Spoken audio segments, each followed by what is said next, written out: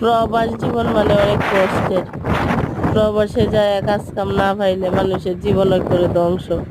এই যে ঘুরে ঘুরে এত কষ্ট করতেছি, শুদ্ধ ভাষায় কইতে কিন্তু পারো না? কোনো লাভ নাই।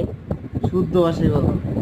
3 দিন কাম করলে 9 দিন বয়ে থাকে, পেটে ভাতে জীবন চলে না। কেউ যেন ফ্রি ভিসায় কাতার না যা, আরে কাতারের অবস্থা খুবই খারাপ।